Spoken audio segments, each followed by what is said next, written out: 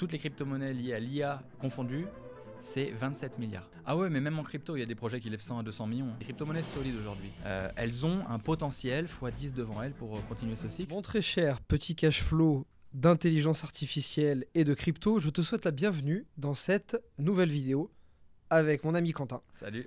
Nous sommes en direct de Bali, j'ai 3 jours de jet lag dans la tête. Donc, si je mets 1 minute à réfléchir à mes questions, c'est tout à fait normal. Donc bon, Quentin, tu le connais, on parle souvent de crypto-monnaie sur cette chaîne avec Quentin. C'est le spécialiste des cryptos, c'est mon associé aussi. Et donc je viens d'arriver à Bali et je me suis dit ce serait intéressant qu'on fasse une vidéo tous les deux sur 2 sujets qui se croisent. Notamment on a l'IA.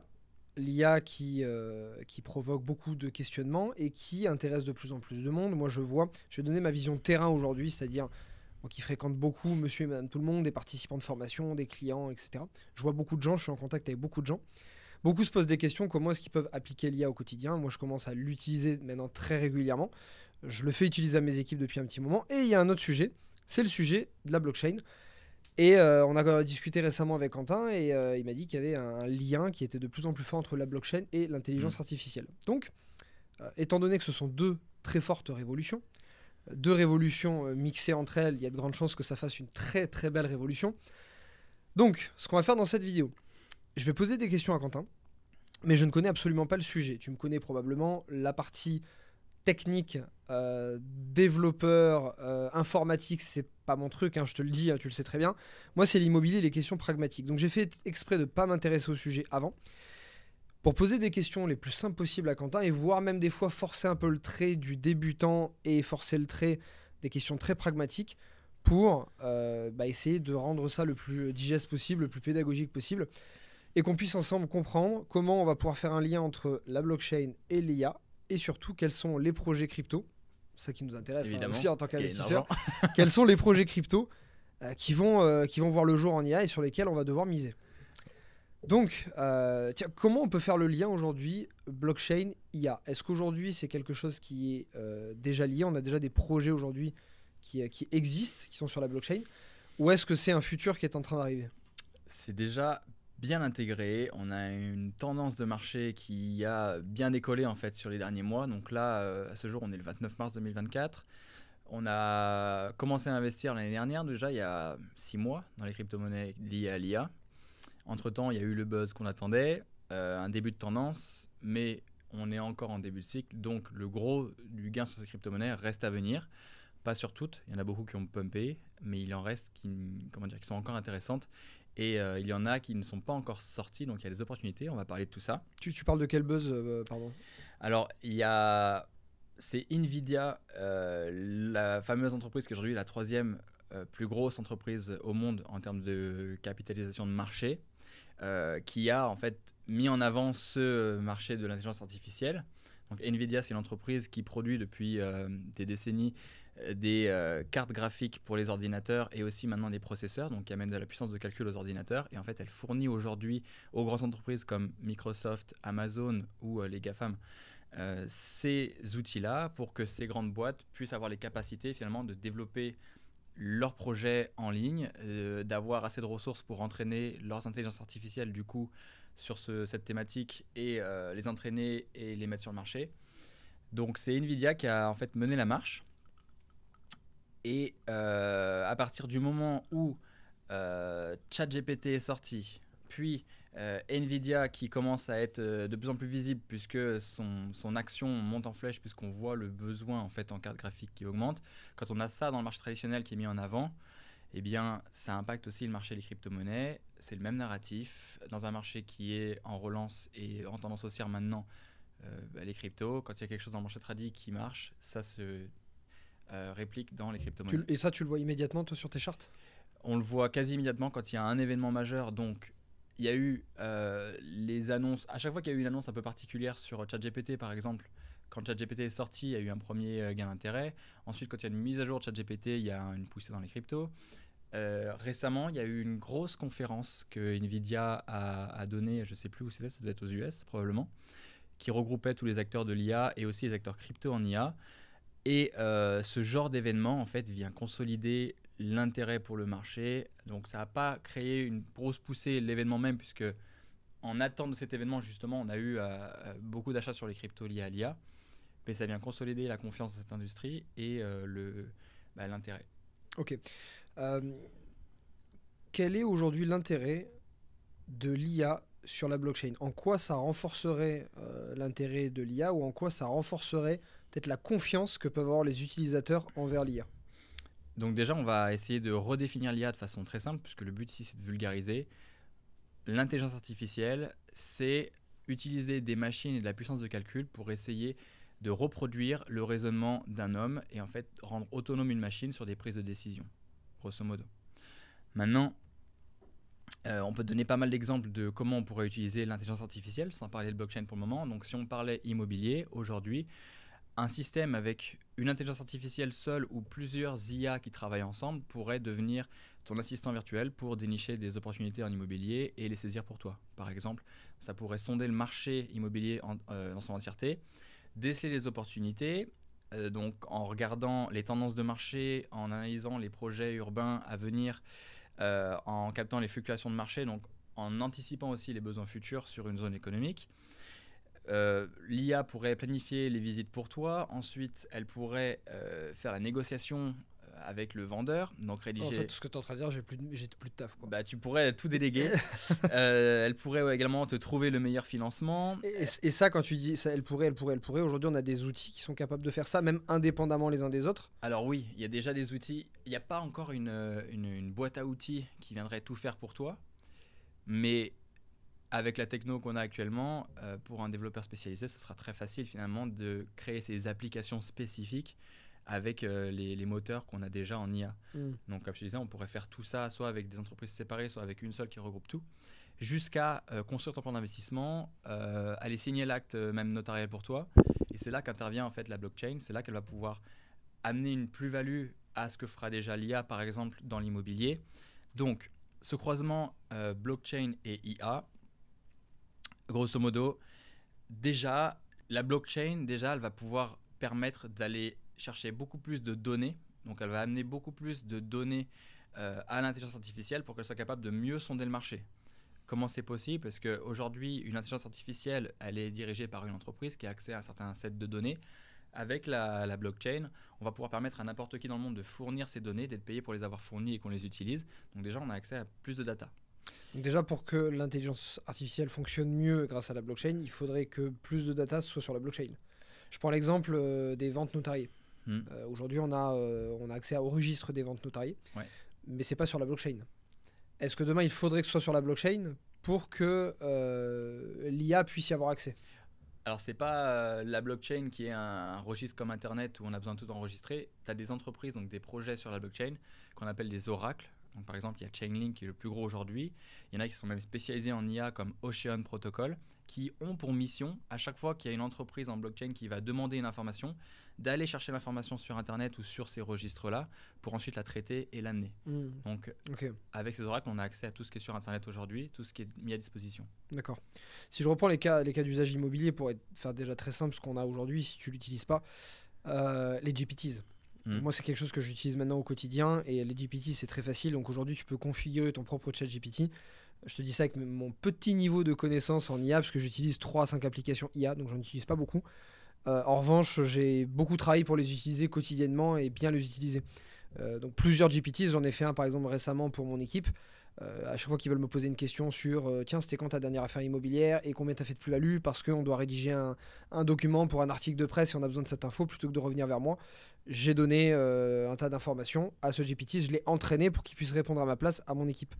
Et je l'ai fait également pour un bien immobilier. Je prends l'exemple d'une maison, si tu veux le faire pour l'immobilier, j'ai une maison à la location. J'ai configuré un GPT sur la maison avec les photos, la description de la maison, etc. Et si quelqu'un de mon équipe a besoin d'avoir des informations sur la maison, elle consulte le GPT, elle lui pose la question, elle va lui répondre combien il y a de chambres, la surface qu'il y a, quand est-ce que les dates sont disponibles, elle peut analyser etc. les photos, quoi, ton IA. Et elle peut analyser les photos, etc. Donc déjà, aujourd'hui, si tu n'utilises pas ça, on a déjà ça qui peut te faire gagner énormément de temps, que ce soit en immobilier ou au quotidien, sans aller jusqu'à ce que tu as dit. J'ai oublié le nom, mais il y a un logiciel, tu donnes une photo d'une pièce et il te la redesign sous une thématique. Il peut également produire en archi tout ce que tu imagines. Moi, j'ai investi dans une boîte IA qui s'appelle Mister IA. C'est des potes qui l'ont monté, j'ai investi dedans. D'ailleurs, elle est en train d'exploser. Eux, ils font du B2B, c'est-à-dire qu'ils conseillent les boîtes, ils intègrent des boîtes avec plusieurs consultants. Et c'est des boîtes qui font 500 salariés, 1000, 2000, 5000 salariés. Donc, c'est de très grosses boîtes. Et ils passent du temps dans le quotidien des salariés pour voir comment ils peuvent implémenter l'IA. Nous, on l'a fait dans notre groupe, on l'a fait dans plusieurs de mes boîtes, chez Tokimo, Mon Cercle Imo et les CW Academy. Donc déjà, ça c'est super efficace. Donc j'ai investi dans cette boîte. Ils sont en train d'exploser de ouf. J'ai investi dans la boîte. Ils me font suivre un petit peu leur quotidien, ce qu'ils améliorent et les nouveaux sujets IA qui sortent. Mais juste les newsletters et les informations qu'ils me donnent, il faut un métier, il faut être dans ce métier à temps plein pour suivre tout ce qui sort sur l'IA. C'est un truc de fou. Mais tu commences à utiliser un outil une journée, le lendemain il y en a un nouveau qui est sorti. Tu peux pas te mettre à jour, donc c'est compliqué. C'est ce qu'on appelle l'âge exponentiel. C'est Raoul Pal qui explique bien ça. En fait, on arrive dans une époque où on a déjà en existence tellement de technologies qui servent de marche, en fait, ou plutôt de briques, que s'il arrive, c'est très facile pour une nouvelle technologie d'arriver en dessus de tout ça, s'imbriquer et être adopté extrêmement vite. Ouais. On a vu la vitesse à laquelle ChatGPT a été adopté. Ça démontre parfaitement en fait ce qu'est l'âge exponentiel. Vu qu'on a déjà Internet, le téléphone, les réseaux sociaux, etc. Une technologie comme ça sort et tout de suite elle est adoptée. Ouais, bien sûr. Donc si on revient à l'exemple que tu as donné sur l'immobilier, demain si on arrive à tout faire, qu'est-ce qu'apporterait la blockchain en plus? Donc premièrement, comme je disais, elle permet de manière collaborative d'amener beaucoup plus de données. En plus, ces données elles vont être certifiées puisque le mécanisme de la blockchain en fait vient prouver la provenance des informations et certifier qu'elles sont correctes parce que la blockchain c'est un mécanisme qui rend transparent en fait toutes les données. On va pouvoir également amener de façon collaborative beaucoup plus de puissance de calcul. C'est aujourd'hui un des gros besoins de l'IA, c'est qu'on a besoin d'énormément de puissance de calcul informatique pour traiter toutes les informations, entraîner les IA, ensuite leur amener les données, traiter les données et répondre aux interrogations. Pour donner un ordre d'idée, ChatGPT, il me semble qu'ils ont dû investir 100 milliards récemment pour entraîner leur modèle d'IA ChatGPT 4. Actuellement, tous les 3 mois, on double le besoin en puissance de calcul pour l'IA. Par le nombre d'utilisateurs ou parce qu'il est plus entraîné et qu'il a besoin de plus de puissance? Il n'y a pas forcément plus d'utilisateurs, mais en fait, juste le fait d'avoir besoin d'amener toujours plus de données pour entraîner les IA et ensuite les faire fonctionner, ces IA, pour répondre aux demandes, on a besoin d'énormément de puissance de calcul. C'est le plus gros besoin actuellement.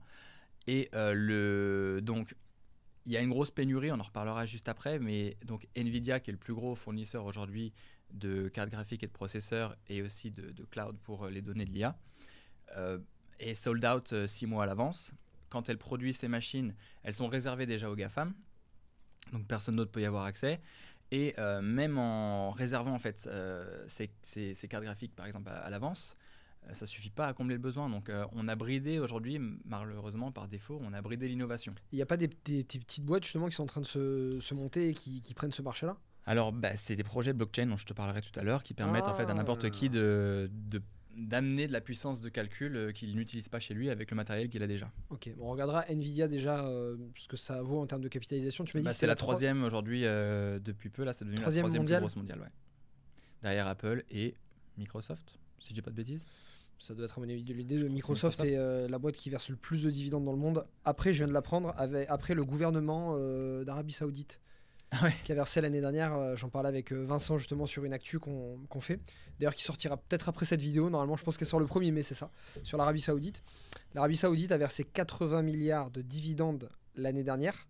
C'est, je crois, 2 ou 3 fois plus que Microsoft, qui était déjà la première boîte mondiale, qui a versé 20 milliards. Donc c'est ça, 4 fois plus l'Arabie Saoudite. Ouais. Il y a beaucoup de choses à faire aussi en Arabie Saoudite. Mais bon, du coup, voilà le sujet. Donc, je pense que Microsoft doit être aussi la deuxième, si elle, c'est la troisième. Il me semble que c'est la deuxième après Apple. Je ne vais pas dire de bêtises. Mais okay, donc, la blockchain permet ça, il y a déjà d'amener des ressources. Peut-être de l'investissement à prendre, enfin de l'investissement à faire déjà sur cette boîte sur Nvidia, mais surtout à regarder les projets qui sortent dans ce marché. Je ne suis pas du tout expert des marchés tradis, mais c'est vrai que c'est une boîte qui a beaucoup pris en... le prix a explosé en fait récemment. Donc, je ne veux pas engager... Ceci n'est pas un conseil d'investissement, tu es responsable de toutes tes investissements. Les cryptos, je maîtrise, le marché trading moins. La blockchain va permettre également donc, de certifier les données. Elle va permettre aussi de valider et garantir les transactions. On peut aujourd'hui, si on a inscrit un droit de propriété d'un bien immobilier sur la blockchain, on peut le vendre via la blockchain. La transaction est certifiée, inscrite dans le marbre et c'est immuable, on ne peut pas l'effacer. Donc la blockchain vient apporter aussi cette sécurité, cette confiance. Et il y a une nouvelle possibilité maintenant aussi avec tout ce qui arrive en termes de tokenisation. On en a déjà pas mal parlé, on a fait une vidéo dessus sur ta chaîne récemment. D'ailleurs, on a donné le nom des cryptos qui ont explosé dans cette vidéo. Ah, c'est vrai que j'ai pas fait gaffe dessus. Tu m'as fait investir sur bah oui, on a investi. C'est lui qui bien gère, en hein, avance. moi je. Nous et puis tous les membres de Je me rappelle des noms, c'était lesquels Il y avait Ondo qui a beaucoup explosé, qui aujourd'hui Ok. tokenise des actions, les obligations américaines. Ouais. Centrifuge qui fait du prêt-emprunt. Maple. Maple, j'ai investi dessus, tu m'as dit. Maple, Goldfinch qui permet d'investir aussi. sur des entreprises. Clearpool, TrueFi, d'autres boîtes comme ça. Enfin bon, là on a été. C'est que des boîtes de tokenisation. De toute façon, on a eu du flair parce que tous les projets IA, on les a achetés avant que ça pump. Tous les projets RWA, donc tokenisation, on les a achetés avant que ça pump. Là, on a d'autres domaines qui vont arriver, on en parlera. Là, grosso modo, avec les stats, on dérive un petit peu, mais je pense que ça t'intéressera aussi sur ces projets-là. De combien ça a un peu payé en plus par rapport à Bitcoin et Ethereum? Parce qu'on est là pour, si on achète des altcoins, c'est pour super ouais, fort. c'est différé. T'as d'abord, en fait, c'est toujours pareil, t'as les fontaines de liquidité. T'as d'abord Bitcoin qui prend. Donc Bitcoin est passé de 15 000 à 70 000. Donc t'as un fois 4,5, grosso modo. Là, c'est sur un an à peu près. Ouais, c'est ça. Par exemple, un projet comme Fetch, qui est en IA, on en parlera tout à l'heure, c'est les agents autonomes. On l'a acheté à 16 centimes et là, il est à 3,30$, donc x 20 en 6 mois. Je crois que je l'ai fait en plus dans vos portefeuilles. Ah oui. Mieux au courant de ce que j'ai. Donc voilà, donc en gros, il y a, je disais, la blockchain, ça permet aussi d'apporter tout ce qui est aspect tokenisation à l'immobilier. Donc on va pouvoir diviser une propriété d'un bien immobilier, puis revendre en morceaux des bouts d'un appart à Manhattan, puis chacun aura un peu de rendement sur la location de cet appart, etc. Donc ça c'est un plus que la blockchain pourrait apporter dans notre exemple qui était l'immobilier. Du coup même moi j'attends la fin du podcast maintenant pour avoir les noms des projets. Les Donc, noter parce que je fais exprès de pas me renseigner avant, tu vois. Voilà, revenons à l'IA. Donc en gros, on me demande souvent, ok, c'est bien beau d'avoir une crypto dans un projet d'IA, mais ça sert à quoi grosso modo? Alors, dans un projet blockchain, donc là en l'occurrence, il y a deux cas de figure. Il y a dans ces projets d'intelligence artificielle, par exemple, admettons qu'on prenne l'exemple de celui qui amène de la puissance de calcul. Donc il y a ceux qui vont louer la puissance qui n'est pas utilisée sur leur ordinateur à un réseau comme Akash Network, qui est une crypto-monnaie aujourd'hui, enfin un projet crypto. Et puis il y a celui en face qui va lui louer la puissance de calcul qu'il a mis à disposition. Donc il faut bien une monnaie d'échange au milieu. Donc là, en l'occurrence, il y a la crypto de Akash Network qui s'appelle AKT, qui va servir justement de monnaie d'échange. C'est le premier usage du token. Et le deuxième usage, c'est que donc une blockchain, grosso modo, c'est un réseau d'ordinateurs qui vont venir remplacer un acteur au centre, une entreprise ou une banque, ou là, en l'occurrence, un provider, enfin une entreprise qui va mettre à disposition de la puissance de calcul. Et tous ces ordinateurs-là, ils vont permettre à ce process d'exister. C'est ce qu'on appelle une chaîne de blocs. Et pour que les gens soient incentive, donc pour qu'ils aient envie de venir mettre à disposition leur ordinateur pour permettre ce système qui va valider les transactions, etc., il faut les payer aussi. Donc c'est à ça que sert une monnaie. Là, je suis en train de capter. C'est pour ça que tout à l'heure tu m'as dit que quand tu as fait tes recherches, plus tu faisais tes recherches sur le sujet, plus tu étais en train de comprendre. Là, je suis en train de comprendre. En fait, on peut comparer ça au minage, en fait. Exactement. En fait, le fait de lier la blockchain et l'IA, c'est pour donner aussi envie aux gens de cumuler leur puissance de calcul parce qu'il n'y en a pas assez. Voilà, donc en fait, il y a le minage et puis il y a le stacking. C'est deux protocoles. On va pas trop rentrer dans les détails, mais ça fonctionne à peu près de la même manière sur la rémunération. C'est en gros des mineurs ou ce qu'on appelle des nodes quand c'est du stacking qui vont mettre à disposition un ordinateur, entre guillemets, de la puissance de calcul pour résoudre les équations, ce qui va valider les transactions sur le projet en question. Là, on parle du projet Akash Network qui met en lien des personnes qui donnent de la puissance informatique et d'autres qui la louent. Pour sécuriser tout ça et remplacer un acteur qui est central, donc une entreprise comme par exemple Nvidia qui pourrait être au centre, qui gère ça là, de manière traditionnelle. Là, c'est pas Nvidia qui est au centre, c'est plein d'entreprises, enfin c'est plein d'ordinateurs, pardon, qui sécurisent ça. C'est ça qu'on appelle la décentralisation. Et du coup, pour que les gens aient envie de venir sécuriser cette blockchain, il faut qu'ils aient une rémunération.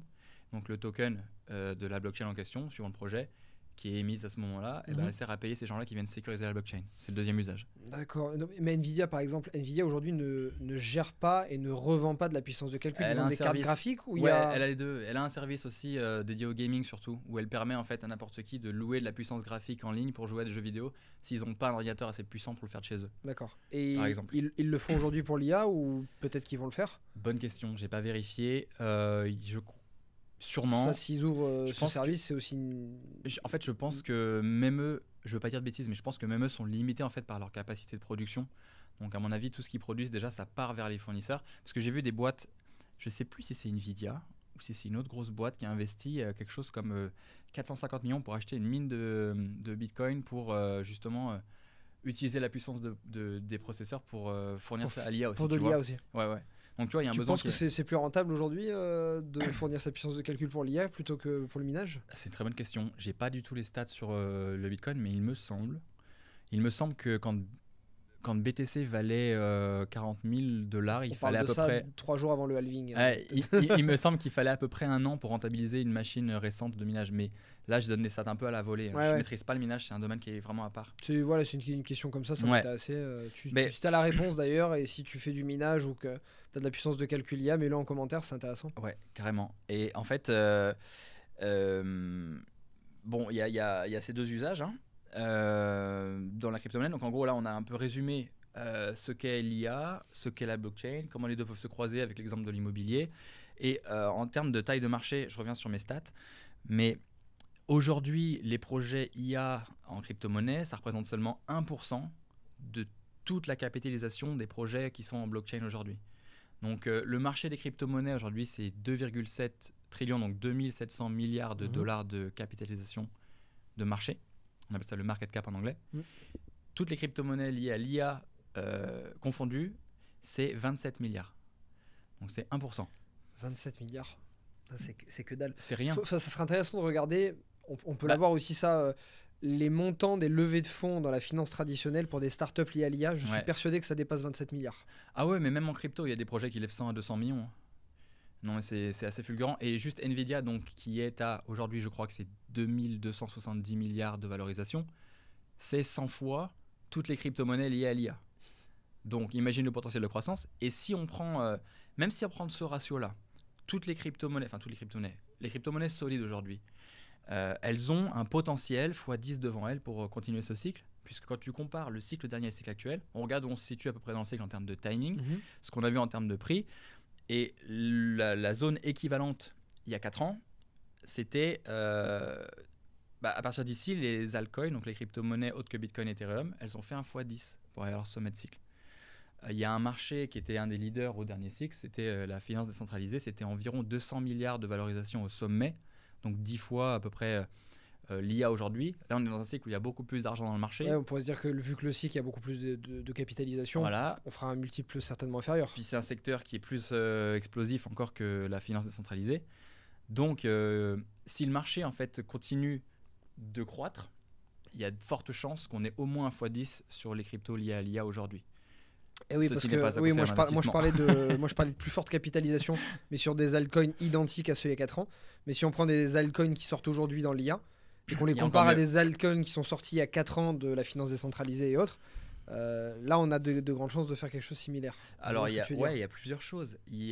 Aujourd'hui, il y a des gros projets en intelligence artificielle, comme BitTensor, comme Render, comme il y avait Fetch qui, hier, a fusionné avec Singularity, donc le token AGIX et Ocean Protocol pour créer une grosse structure qui va s'appeler Artificial Superior Intelligence, je crois. On a parlé tellement de projets, on les met dans la Ouais, description. ouais, avec le On token te les met dans la ASI. description.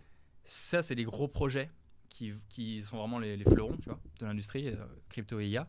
Et puis, il y a plein de petits projets, plus ou moins solides, qui existent déjà, sur lesquels il y a des beaux multiples à aller chercher.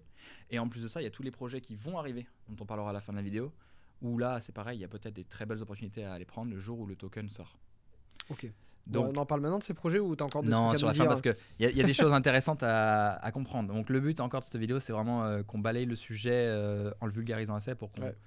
En fait, comme dans tout ce qu'on fait, quand on investit, le but, c'est vraiment comprendre comment ça fonctionne, pourquoi on investit, et pas juste mettre des billes dedans parce qu'on a entendu ça sur YouTube. Quoi. Voilà, déjà, moi, le flash que j'ai retenu de ça, c'est la possibilité de partager sa puissance de calcul grâce à la blockchain pour l'IA. Là, j'ai compris le message. J'espère que tu l'as compris aussi. Ouais, bah, Ça a fait éclairci, tu vois, dans ma tête. je vais revenir dessus. En gros, là, ce que j'aimerais te partager, c'est les 4 grands problèmes de l'IA aujourd'hui et comment la blockchain peut les résoudre. Mhm. Donc, le premier grand problème, c'est l'aspect monopole. Aujourd'hui, c'est OpenAI qui a été racheté par Microsoft.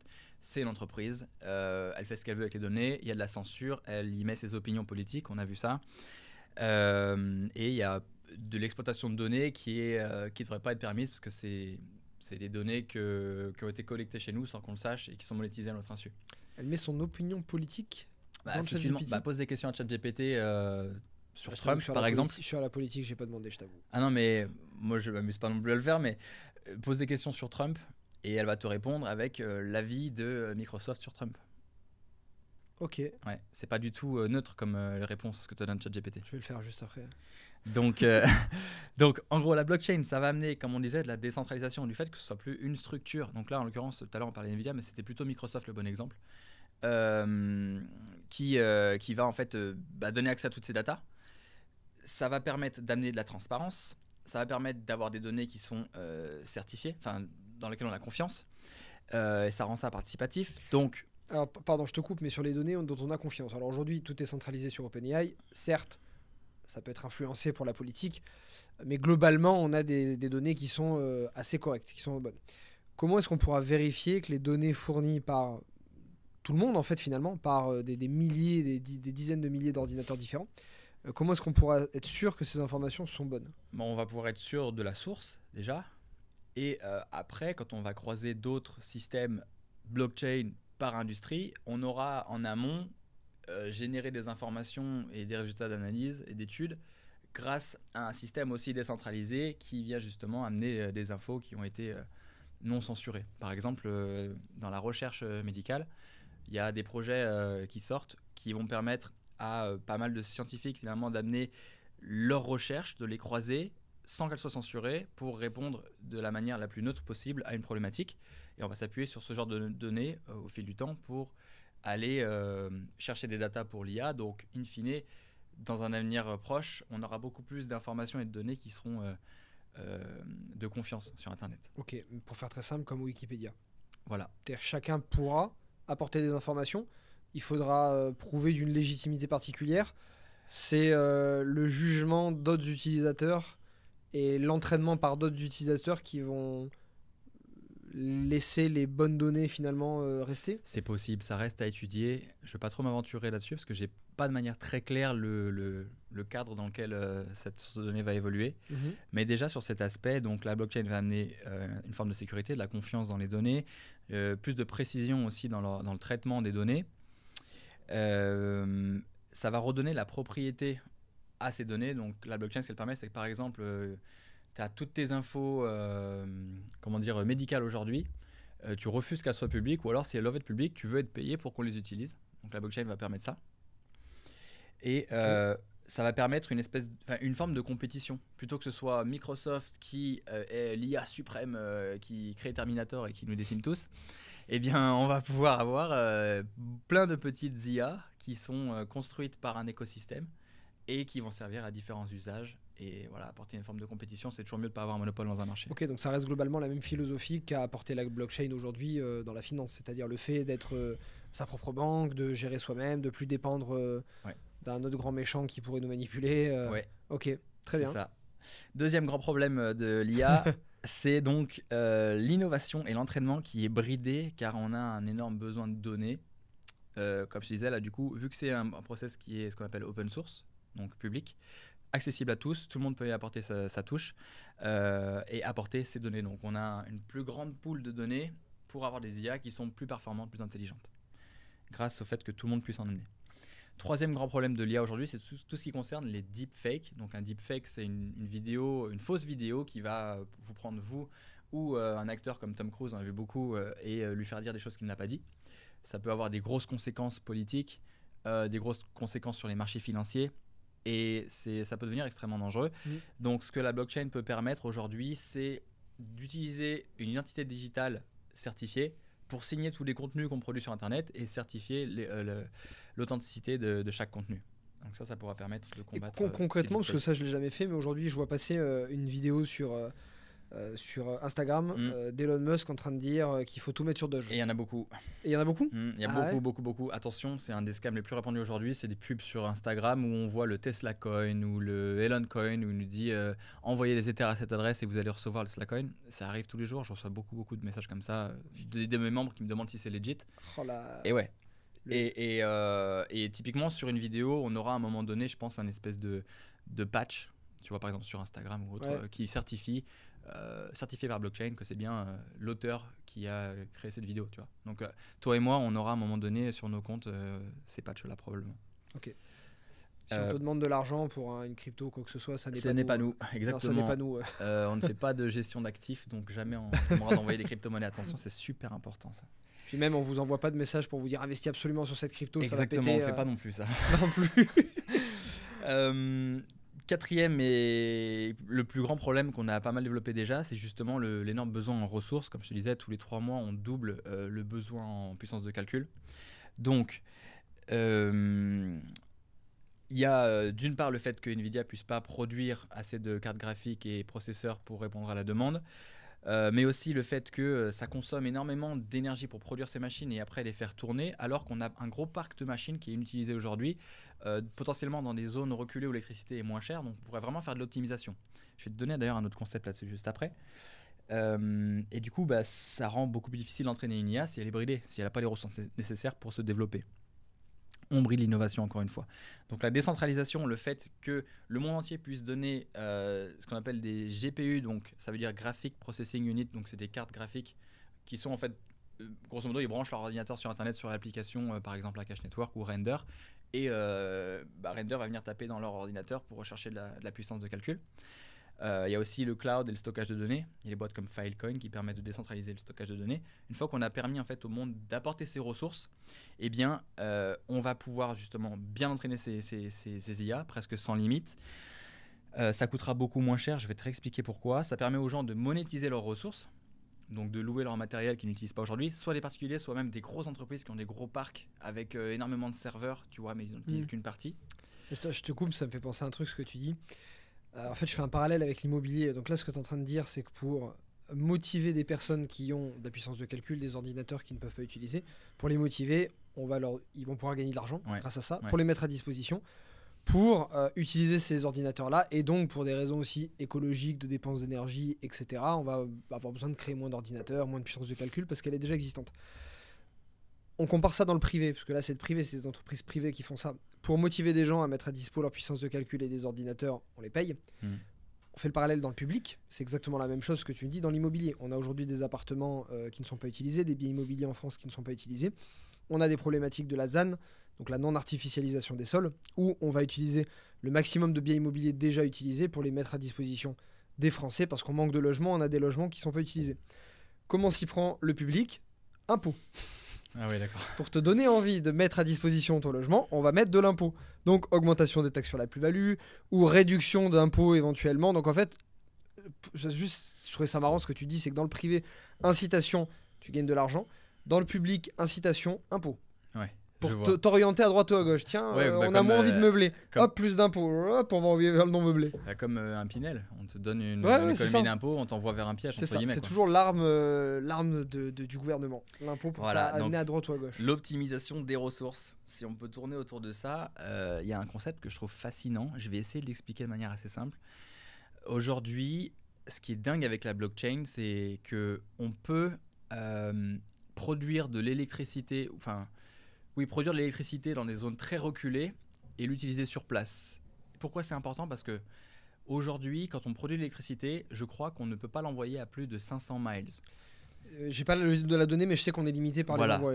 Donc ça veut dire que si tu pouvais produire de l'électricité de façon vraiment pas chère avec des panneaux solaires au pôle Nord ou dans le Sahara, tu pourrais pas l'utiliser parce que tu pourrais pas l'envoyer finalement en Europe ou ailleurs.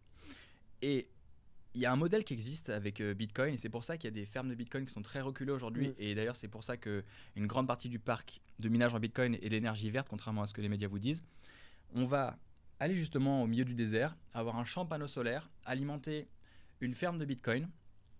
La ferme de Bitcoin, elle n'a pas besoin d'être proche d'une ville, elle a juste besoin d'Internet. Tant qu'il y a Starlink au-dessus, donc les satellites d'Elon Musk, elle est connectée à Internet, elle peut miner des bitcoins sur place et transférer l'énergie en envoyant des bitcoins par Internet. C'est-à-dire qu'elle va, alors j'essaie de détailler, mais grosso modo, elle va quelque part de reculer. Elle produit de l'électricité, elle mine du bitcoin avec. Quand elle reçoit le bitcoin, ce bitcoin, elle l'envoie ailleurs dans le monde et elle revend ce bitcoin. Donc en fait, elle a produit de l'énergie. Parce qu'en fait, on a envoyé le Bitcoin a été créé, donc c'est déjà de l'énergie qui a été Voilà, utilisée. elle a envoyé une ressource en exploitant une zone reculée qui était inexploitable auparavant. Et ça, on pourrait le faire aussi avec tout ce qui est carte graphique décentralisée. Mais là, tu sais ce qu'un écologiste pourrait te répondre? Oui, mais on a quand même créé une ferme au milieu de nulle part, dans la nature, etc.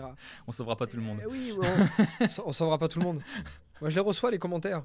Je sais pas. Hein. Paille en plastique, attention. Paille en métal, attention quand même.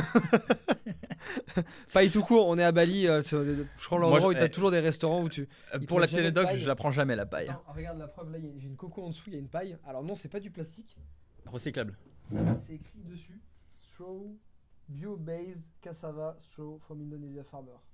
Je crois que c'est peut-être fait à La base cassava, de donc riz, non, oui, cassava c'est ça. Elle Ah, fond c'est dans ça. ton verre. Exactement. Ah, mais dans la coco. Bon, on a un peu divergé, mais grosso modo, ce qu'il faut comprendre, c'est qu'il y a 4 grands besoins dans l'IA et la blockchain peut y répondre. Et du coup, il y a un paquet de projets aujourd'hui qui existent dans différents secteurs qui viennent répondre à ces problématiques. Et il y a déjà 3 grands axes dans les crypto-monnaies. C'est ce qu'on peut appeler une triade ou un tripode, qui sont un peu la fondation, l'infrastructure de tout ce qui peut fonctionner en crypto. Il y a l'axe de l'inférence. L'inférence, c'est ce qui consiste à créer des modèles d'IA et les rendre performants. Il y a l'entraînement, donc aller entraîner ces modèles d'IA avec les données et la puissance de calcul. Et il y a donc toutes les ressources, la partie computing, donc justement ces données et ces puissances de calcul. Donc premièrement, l'inférence. Le plus gros projet crypto dans ce domaine, c'est BitTensor aujourd'hui avec le token TAO. BitTensor, c'est une entreprise qui va permettre à pas mal de particuliers de venir créer des modèles d'intelligence artificielle avec chacun leur expertise. Donc c'est comme aujourd'hui quand tu veux construire une maison en immobilier, plutôt que d'avoir une personne qui va essayer de tout faire lui-même, c'est mieux si tu as un spécialiste dans chaque corps d'État qui viennent ensemble construire ta maison. Ben, c'est pareil pour une IA. Une IA, elle peut servir à différents cas d'usage. Par exemple, on veut créer une IA spécifique pour notre besoin en immobilier dont on parlait tout à l'heure, aller dénicher les opérations et les signer. Eh bien, on va aller chercher les spécialistes dans l'immobilier pour aller définir les critères dont l'IA a besoin et comment l'IA va devoir traiter les données pour pouvoir répondre à ce besoin. Donc ça, c'est le premier pied de ce tripode, c'est l'inférence. Le deuxième pied, c'est donc l'entraînement. Il y a des projets qui existent comme Gensin. Le token n'est pas encore sorti, mais c'est un projet à surveiller qui, lui, va justement coordonner l'entraînement de ces modèles qui ont été créés par l'inférence. Donc, elle va aller chercher les ressources, les données et la puissance de calcul. Elle va les apporter à ces IA existantes et elle va construire le cadre, ou plutôt gérer les ressources qu'elle doit attribuer à chaque IA pour permettre de l'entraîner correctement. Donc, c'est une deuxième facette qui est très très importante. Pour aller chercher ces données, il y a par exemple Ocean Protocol dont on parlait tout à l'heure, qui est une marketplace où n'importe qui peut aller mettre à disposition ces données et être payé pour les fournir dans n'importe quel domaine. Ça peut être des particuliers pour se donner perso ou des entreprises avec des grandes data qui ont été publiques. Il y a des entreprises aussi qui vont fournir du stockage de données comme Filecoin par exemple, des clouds décentralisés. Et donc le troisième pied de notre tripode, c'est ce qu'on appelle le computing, donc fournir la puissance informatique comme le fait Nvidia avec les cartes qu'elle vend aujourd'hui aux grandes boîtes. Il y a des projets comme Akash Network, Render ou Nosana sur le network Solana, qui sont justement ces entreprises qui viennent décentraliser la puissance de calcul, comme on l'a bien expliqué jusque-là, permettre à n'importe qui d'apporter de la puissance de calcul, la puissance graphique ou du stockage de données à la blockchain pour entraîner ces IA. Donc ça, c'est les 3 grands domaines, tu vois. C'est une espèce de fondation, c'est une infrastructure sur laquelle vont venir se construire des applications et d'autres types de projets. Donc moi, un domaine que j'aime beaucoup, c'est ce qu'on appelle les agents autonomes. C'est des mini-robots qui vont justement être formés grâce à l'inférence, enfin qui vont être créés grâce à l'inférence, entraînés grâce à Jensen ou d'autres sociétés comme ça, et ça aurait été permis grâce aux ressources nécessaires. Et il y a des projets comme Fetch ou Autonolas qui sont typiquement des entreprises qui vont te permettre, alors déjà en mettre à disposition, mais aussi permettre à n'importe qui de créer son mini-robot pour des applications dont il aura besoin au quotidien. Par exemple, ça peut être un assistant virtuel, ça peut être des freelances, ça peut être un gestionnaire de fonds, etc. Et ça va permettre d'avoir des robots qui vont pouvoir recevoir les informations, les interpréter et les traiter, et donc rendre un service avec. Et elles vont même pouvoir travailler entre elles et se payer entre elles, ces petites IA. Donc en fait, tu vas pouvoir constituer une équipe d'agents autonomes pour n'importe quelle entreprise, n'importe quel besoin, qui vont savoir travailler entre elles et tout faire pour toi. Donc je te donne un exemple. Tu veux aujourd'hui créer un site internet, avec l'IA, tu peux déjà le faire en partie. Il y a ton mini-robot qui est le directeur de projet, qui va aller recruter un robot qui sait faire du graphisme, un robot qui sait faire du copywriting, un robot qui sait faire du SAV. Ensemble, ils vont construire de façon automatisée ton site internet et le gérer. Tout seul. Tout seul. Tout seul. Donc voilà. Tout seul. Et quand tu dis qu'il va aller les chercher, c'est quoi? J'avais lu un truc sur un mec, un développeur, je crois, qui avait monté un site en 15 minutes ou 20 minutes, ou une entreprise. Ouais. C'est-à-dire qu'il a pris une IA et il lui a dit: IA, tu vas m'entraîner d'autres IA pour faire ça, ça, ça, ça et ça. Les IA s'entraînaient entre elles et se manager entre elles. Voilà. Donc ça existe, ça commence à exister dans la partie traditionnelle, mais ça émerge aussi dans la partie blockchain. Donc en plus d'avoir, comme on l'a dit, ces modèles qui existent, donc d'IA qui peuvent tout créer, tu as une version blockchain de tout ça où les IA, elles viennent en plus apporter la confiance, la sécurité, des datas qui sont certifiées, et elles vont gérer entre elles en fait le paiement pour chaque service rendu. Donc c'est une équipe qui va être autonome, qui va se payer avec une monnaie d'échange, et c'est là qu'intervient un autre point important, c'est que la monnaie d'échange pour tous ces robots, toutes ces IA aujourd'hui, ça va être du Bitcoin, ça va être des stablecoins comme de l'USDC, ça va être aussi les tokens natifs des networks comme par exemple Fetch qui va devenir bientôt donc ASI, ils vont se payer dans cette devise-là, donc il y aura un besoin, tu vois, pour ces monnaies virtuelles, aussi bien dans les projets crypto que dans les projets réels en IA. Les projets réels en IA, c'est pareil, ils ont besoin d'une monnaie décentralisée. Ils pourraient très bien se payer en Bitcoin sans que ce soit des projets crypto. Donc il y a encore un cas d'usage pour Bitcoin et les crypto-monnaies. Et il existe des marketplaces, il y en a une en particulier qui s'appelle SingularityNet, son token c'est AGIX. C'est une marketplace sur laquelle n'importe qui peut venir amener son agent autonome qu'il aura entraîné et le louer, le mettre à disposition. Ou alors quelqu'un qui a un besoin, il va directement aller louer l'agent autonome sur cette plateforme. Incroyable. On passe dans une autre dimension là. Et, incroyable. Et tu peux vraiment avoir des besoins spécifiques avec l'IA. Il y a des applications qui sont créées sur la blockchain dans le domaine de l'IA parce qu'on a ces infrastructures qui existent. Dans des domaines spécifiques, par exemple dans le gaming, il y a une boîte qui s'appelle Parallel. Dans la DeFi, il y a un projet qui s'appelle Mosaic. Dans la sécurité, un projet qui s'appelle 0x0. Pour chaque cas d'usage, il y a un projet qui émerge en crypto-monnaie qui va venir répondre à un besoin. Et par exemple, 0x0, ça permet de détecter les fraudes dans tous justement ces projets crypto. Ça permet de détecter les deepfakes, ça permet de sécuriser aussi les transactions, donc de les contrôler. Il y a aussi des projets comme Arkham Protocol qui permettent d'aller tracer, de trouver qui est le propriétaire d'une adresse crypto, de remonter tout ce qu'il a fait, s'il y a besoin de faire de vérifier du blanchiment d'argent ou autre. Ouais. Donc, il y a des cas d'usage un peu pour tout, quoi. C'est fou. Je suis encore sur ce que tu m'as dit. Je calculais des trucs. Ouais, j'imagine que ça donne des idées. Ouais. Non, c'est dingue. Et je me dis qu'en fait, il y a vraiment de l'avenir dans le bâtiment. C'est vrai, hein, c'est vrai que dans le bâtiment, c'est un truc où... D'ailleurs, c'est tellement dur d'avoir... dans le bâtiment, tu dois savoir, dans des artisans qui sont sérieux et de confiance, etc., qu'en fait, il y a vraiment beaucoup d'argent à faire dans le bâtiment, accessoirement. Et l'IA ne nous le piquera pas, ça. C'est sûr qu'il y a des choses que... Pour le moment. Sur lesquelles on ne pourra pas nous remplacer. Pour le moment. Jusqu'à ce que scientifiquement, ils aient réussi à cloner ou à reproduire des atomes, etc., etc. Et là, ils arriveront à sortir du béton de nulle part. Peut-être un projet IA qui va sortir bientôt. On verra. Une crypto qui fera tout. Alors, les projets qu'on a cités jusque-là, du Fetch, du Akash Network, du Render, etc., c'est des projets qui ont déjà bien performé. Cela dit, encore une fois, on est encore en milieu de cycle haussier. Ces projets-là, ils ont un potentiel de croissance encore. Et ce ne serait pas étonnant réaliste d'aller chercher un x5 à x10 encore sur ces crypto-monnaies, sans garantie, mais par rapport à ce qui s'est passé au dernier cycle, c'est largement faisable. Maintenant, nous, évidemment, on aime bien ce qui est nouveau, on veut aller chercher des plus gros potentiels de gains, et ce qui est nouveau en crypto-monnaie performe plus que ce qui est ancien. D'ailleurs, c'est petit aparté, j'avais étudié le top 30 de 2017, les 30 meilleurs altcoins en 2017, et bien, à part Bitcoin et Ethereum, il n'y en a aucune qui a fait un plus haut en 2021. Au sommet 2021, il n'y a aucune crypto-monnaie du top 30 de 2017 qui a fait un nouveau sommet. Ça veut dire que tout ce qui est ancien en crypto, ça performe habituellement moins bien que tout ce qui est nouveau. Donc là, en Moins bien que l'occurrence, ce qui est nouveau, certainement, mais moins bien que Bitcoin aussi et Ethereum. oui, bien sûr, ils ont moins bien performé que Bitcoin et Ethereum qui, eux, ont fait des nouveaux sommets. D'accord. Les 30 altcoins Le top qui ont le mieux 30. performé au dernier cycle. Voilà, les 30 altcoins qui ont le mieux performé en 2017, ils n'ont pas su refaire de sommet, donc aller plus haut que ce qu'ils avaient fait en 2017, en 2021. Et leur performance a été bridée. Ils ont peut-être égalé la perf de Bitcoin et Ethereum, mais sans vraiment être sous le feu de projecteur. Comment tu peux expliquer ça? Parce qu'en bear market, les gens retournent à des fondamentaux.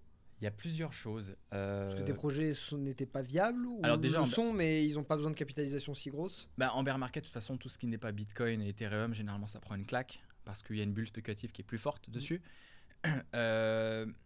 Déjà parce que c'est les technologies qui font le buzz sur un moment avec un narratif. Au cycle dernier, il y avait la métaverse, il y avait la finance décentralisée, il y avait l'écosystème Binance, etc. C'est des choses qu'on regarde moins au cycle suivant parce qu'il y a des nouvelles modes, des nouvelles tendances. Là, c'est l'IA, la tokenisation et d'autres domaines. Il y a déjà ça, c'est moins sous le feu des projecteurs. Et ensuite, la deuxième cause, ça peut être parce que ce sont des projets qui finalement n'ont pas abouti ou leur technologie, elle n'a pas bien avancé. Dans le bear market, ils ont eu du mal à se financer, à continuer à être adoptés, à être visibles.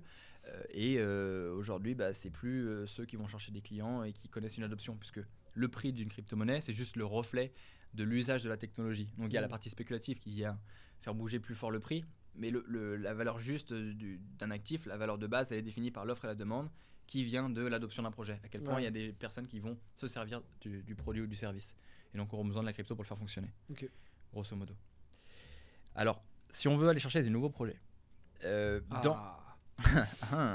alors j'en ai 4, 5, 6. J'ai 6 projets, plutôt 5, et après une catégorie. Il y en a 4 dans la partie GPU décentralisée, donc puissance de calcul décentralisée, qui ne sont pas encore sortis. Alors le premier, qui est très attendu, c'est IO.net. Il n'a pas encore de token. Et lui veut devenir le plus gros comment c'est en français, le plus gros fournisseur de puissance de calcul. En ayant... Donc là, pas d'ICO encore. Alors si, il me semble que IO.net, ils viennent de faire un financement justement pour une partie autre que l'achat de machines, plutôt pour lancer le projet. Mais eux, leur force, c'est qu'ils ont déjà été chercher en fait des très grosses structures qui ont énormément de ressources, donc des très gros centres de serveurs, etc. Ils ont signé des contrats énormes, ils sont à plus de, je crois qu'ils sont à plus de 50 millions de contrats signés, et ils ont levé 30 millions de dollars avec une valo déjà assez élevée. Donc c'est un projet en fait qui vient se positionner comme voulant être le plus gros fournisseur de puissance.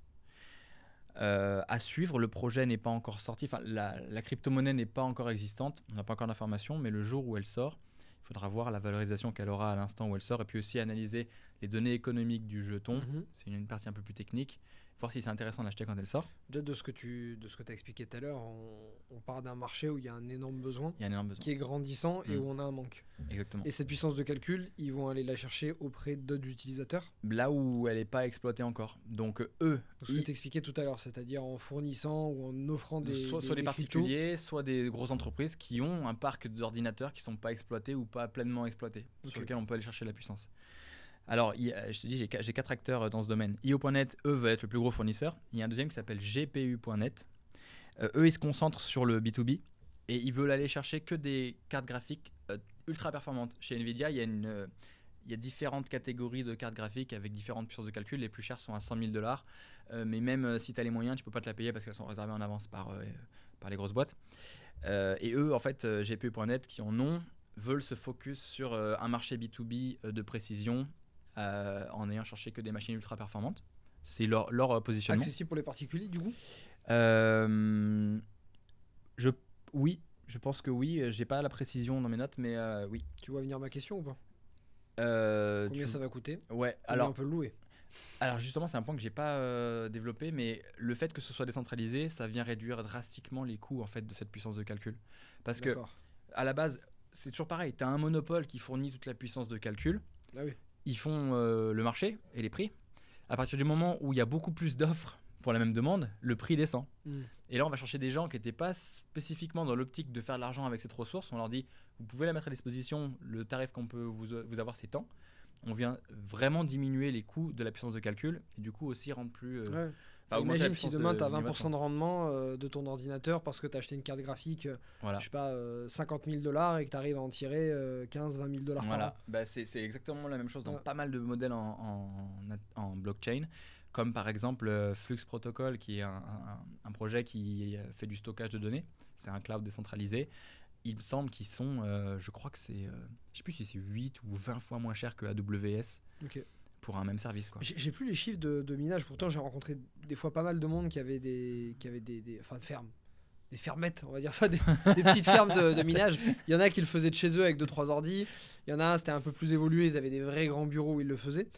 Mais j'ai plus les rendements en tête, mais c'était intéressant pour qu'ils le fassent. Je crois que ça dépassait les 15%. C'est-à-dire qu'eux, par rapport à leur investissement initial, même compte tenu de l'électricité, etc., Ouais.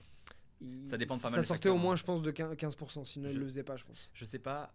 Bon, ce que je sais, c'est que évidemment la rentabilité diffère suivant où tu te situes dans le monde parce que l'électricité n'est Bah pas oui. le même prix de partout. Ouais, ouais. Il y a aussi une histoire de taxes. Puis, il y a une notion d'économie d'échelle. Il y a quelques temps, alors je ne sais plus quand c'était le cas, c'était sûrement dans la descente que c'était plus important, mais en gros, les plus gros players ont survécu parce qu'ils avaient su acheter leurs machines moins chères et payer l'électricité aussi moins cher à la quantité, et ils avaient su du coup faire assez de réserves pour tenir dans le bear market quand la plupart des petits mineurs se sont fait défoncer, quoi, ont coulé. Tu nous diras si jamais tu mines dans les commentaires le rendement que tu en obtiens. Ouais. Ou peut-être que tu en obtenais et que tu obtiens maintenant. Ouais, il y a aussi quelque chose, je sais plus si enfin je sais pas si c'est encore d'actu, mais ce que j'entendais au dernier cycle, c'était que les machines de minage étaient obsolètes tous les 6 mois, que si tu voulais garder de la performance, fallait anticiper tous les 6 mois, précommander les machines qui arrivaient après, et vu qu'il y avait beaucoup de demandes, il y avait finalement peu d'offres, et c'était assez dur de les avoir. Il y a pas mal d'obstacles à vérifier si aujourd'hui c'est encore le cas. Il n'y a pas une crypto qui s'est montée, un projet pour fournir des machines de minage? Bien justement, peut-être qu'avec les modèles qu'on a là, d'ailleurs oui, on peut le faire, et c'est un sujet d'actu, on peut justement miner en exploitant de la puissance de calcul décentralisée qu'on a ailleurs. Qu'on pourra faire grâce à ce projet-là. Avec Akash Ouais, les projets Network que par tu exemple, m'annonces. tu vois, ou ceci que je te donne maintenant, ouais, en Ok. effet. À voir plus techniquement comment le faire, mais bon, en gros, il y avait, tu vois, il y a IO.net et GPU.net qui ont leur positionnement chacun. Et il y a Aethir, A-E-T-H-I-R, qui lui se positionne différemment. Alors eux, ils se concentrent sur une industrie, ils ne sont pas concentrés sur l'offre, mais plutôt sur la demande. Ils sont allés chercher des très très gros clients qui vont avoir beaucoup de demandes en termes de puissance et ils sont spécialisés dans le gaming. Donc ils sont allés voir des gros studios de jeux vidéo. Alors là, ils en ont signé un, on ne sait pas lequel c'est, mais avec 150 millions de joueurs qui ont un besoin en puissance de calcul. Et ils sont allés chercher en gros la demande. Et du coup, ils vont amener un service à leur marché en disant, regardez, on a 150 millions de joueurs qui demandent de la puissance. Venez chez nous pour proposer votre puissance de calcul. D'accord, ok, il t'en faut déjà les clients. Ouais, et eux, ils ont beaucoup de hype actuellement. Un quatrième qui est un peu dans le même créneau qui s'appelle Gamercoin, qui a fait les choses de manière moins impactante, qui n'a pas été chercher ses gros clients, mais qui, pareil, se spécialise dans le gaming, qui est un projet aussi à surveiller. Donc ça, c'est les 4 projets à venir sur lesquels il n'y a pas encore de crypto-monnaie dans la partie puissance de calcul décentralisée. Un projet... Pardon, je te coupe, ceux-là, il n'y a pas encore d'ICO qui ont été Il annoncés. y a Aethir qui a fait une levée de fonds qui proposait d'acheter des nodes. Donc les nodes, je rappelle, c'est en gros le fait de pouvoir être un ordinateur qui vient valider les transactions sur le réseau et faire que le système existe. Et je crois que c'est ce qu'a fait IO.net aussi. D'accord. Mais il n'y a pas encore. Il y en a qui pourraient se placer sur des ICO ou pas? Je ne sais pas s'il y a des ICO qui arrivent sur. Alors, Gamercoin, le token existe, pardon. Gamercoin, le token existe. D'accord. Et donc, il resterait GPU.net. Je crois pas qu'il y ait d'infos encore sur un potentiel Toi, t'es token à rentré sur sortir. des ICO là-dessus ou t'es rentré après? J'ai essayé, j'ai pas eu de place sur Aethir. Ok. Sur le fait de vouloir acheter une node. Un cinquième projet dont on a parlé, qui n'a pas encore de token, c'est Gensin. C'est le moteur qui va entraîner les intelligences artificielles, donc distribuer les ressources pour pouvoir les entraîner. Un projet très très très attendu, qui n'a pas encore de token, à surveiller le jour où il sort, voir comment justement le token est fait, si les données économiques du jeton sont viables. Sur la valeur ajoutée du projet, on sait que c'est bon, l'équipe est solide. Maintenant, il faut voir l'économie du jeton. Et pour finir, c'est pas un projet, mais c'est un narratif. C'est ce qu'on appelle le Zero Knowledge Machine Learning. Donc dans les crypto-monnaies, il y a une technologie, je vais essayer de faire simple, qui s'appelle le Zero Knowledge Proof. C'est une technologie qui permet de certifier qu'une information est vraie ou est juste sans la dévoiler. Par exemple, tu veux certifier que tu es majeur, mais tu veux pas montrer ta carte d'identité parce que tu veux pas qu'on voit ton nom ni ta photo. Cette technologie, elle permet ça. Elle permet en fait à celui qui demande de savoir que tu as bien plus de 18 ans sans savoir qui tu es, par exemple. Et cette technologie-là, qui est applicable dans plein de domaines, aujourd'hui dans la blockchain, elle vient résoudre des questions d'anonymat, et aussi elle vient permettre de, en dehors de la blockchain, traiter une grosse quantité d'informations, et après, en une transaction sur la blockchain, venir certifier que tout ce qui a été fait, c'est bien correct. Donc ça vient décongestionner les réseaux. Ça va faire des économies d'énergie, de temps, etc. et d'argent. Et cette technologie-là, elle va venir booster les performances des projets en IA sur la blockchain. Je ne vais pas rentrer dans les détails, mais il y a des projets qui existent déjà comme Giza, EZKL et ZKML, qui sont des projets spécialisés là-dedans. Donc le machine learning, c'est l'autre mot pour dire intelligence artificielle.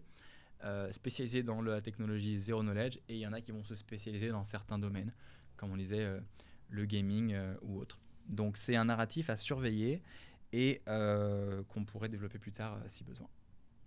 Bon bah excellent.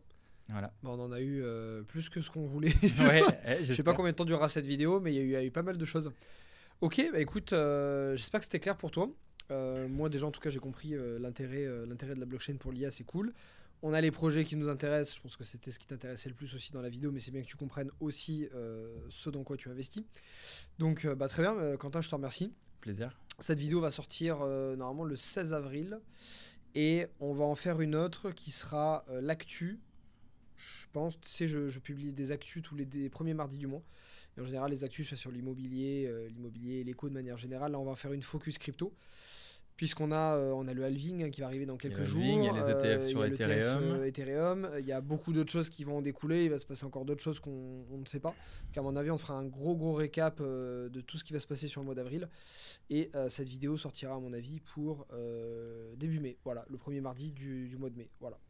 Et peut-être que si on a le temps, avant que je reparte de Bali, on tournera encore une ou deux autres vidéos. Voilà. Parfait. Sur des sujets. Bon, écoute, je te remercie. Merci pour toutes ces infos. J'espère que c'était clair et assez vulgarisé pour tout le monde. Écoute, c'est eux qui le diront dans les commentaires. Et voilà, tu me diras si c'était assez vulgarisé. Si tu as d'autres idées de vidéos crypto, n'hésite pas. Comme ça, on fait plancher Quentin dessus. Et avant que je reparte de Bali, on essaie d'en tourner quelques-unes. Bon, bons investissements, bonne journée. Et puis bon projet hier. On te met tout dans la description. Ciao. Salut.